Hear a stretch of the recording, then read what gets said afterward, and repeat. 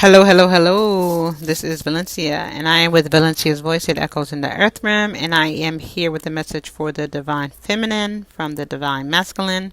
And the cards that we have on the table is the Wheel of Fortune with the number 10, the High Priestess with the number 2, the Six of Pentacles, and the Four of Cups.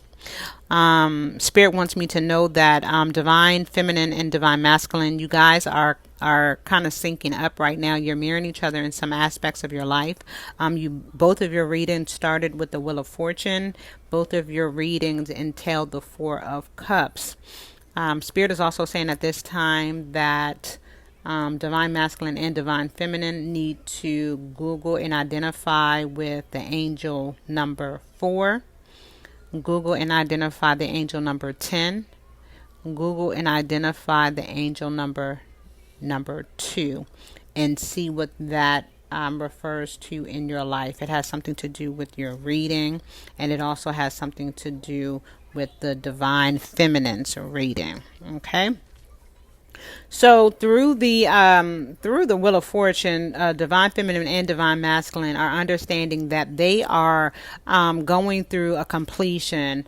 They are transforming from one cycle that is closing out and moving into a cycle of fresh starts and new beginnings. And they understand that they've had to endure some things in order to get to this phase of life, but ultimately both of you understand that the hardships, the trials, the tribulations, and everything that has happened as a result has gotten you to this place in life where you understand that you are exactly where you need to be, and that everything happens for a reason, and that the down times, the bad cycles, the bad chapters are ultimately only to help you get to new chapters, and this is where both of you are, which is awesome. You're mirroring each other in that aspect where you both are closing chapters so that you can initiate new chapters. So that's awesome. You guys are definitely doing the work individually, and as you're doing the work individually, you're actually doing the work together. So I think that that is great. I think that that's awesome, that you guys are building upon each other, whether you're in connection, in contact, or you're separated. You both are moving in the right direction as it relates to ending chapters, so that fresh starts and new beginnings can begin. Now, the divine masculine appears to be awakening some gifts, whether consciously knowing that they had these gifts prior or not. They are learning to walk in these gifts, to connect with them, to identify how they are supposed to be used in this lifetime, for the benefit of the greater good of all, but then also how to maneuver throughout life. And it's teaching them how to navigate life through a different lens, through a different perspective. She is, the high priestess is someone that's very mysterious, but she's also a keeper of knowledge. She's a gatekeeper as well. Okay, she's the initiator, but she's also the ultimate negotiator, right?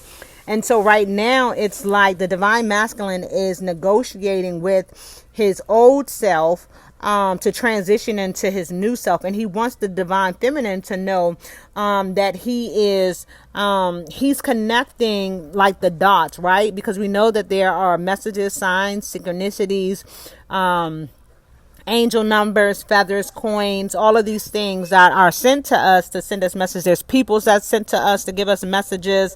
There's conversations that we overhear. There's music. There's noise. There's all these things that are sent to send us messages to help us along our way, to let us know, that we're going in the right direction, to give us hints and clues, to unlock and to break codes on certain areas of our lives. And so he's been spending time alone trying to identify, how to walk in this spiritual life, on this spiritual side of his, in the spiritual new perspective that he has. And as he's negotiating like where he is and where he's going, he's trying to make sure that he's making, the right decisions and the right choices about how he can use that moving forward to be successful in his own life, and not being caught up by dogma, not being caught up by constriction and constraints that are placed on him by society, by rigid structures or religions and teachings. And that high priestess, he is allowing himself to be open to, different religious aspects, different traditional teaching aspects, but then he's also keeping it to himself as he's evolving, so that he knows how to utilize it well. Now, as he's doing this, he's creating harmony and balance in his life, and he knows that in certain areas he needs balance, because he's giving more than what he has. And that is something that has been taught since childhood, right? To always give and don't really look to receive, which is, it's good in a sense of being charitable, but when you get into the habit of you're giving more, especially when it comes financially, than what you're receiving, and it can be with friends, families, it could be with a business or anything like that, you learn the habit of not taking care of yourself. You learn the habit of not making sure that you're putting yourself first. Okay. And so, what he's learning is that he does have to put himself first. He has to put himself in a place where he's not allowing others to use or abuse his goodness, financially, mentally, emotionally, his time, his efforts, any of those things. So he just wants you to know that he's working on that, and he realizes that has been an issue in his life that has created some setbacks or some downfalls in him, that doesn't allow him to stand up to be his best self. And as a result, he's looking at alternative methods of being able to still be his best self, but then also identify how he can take risks that are going to serve his highest good and serve the highest good for everybody else. Okay. He ends the message today indicating that he's no longer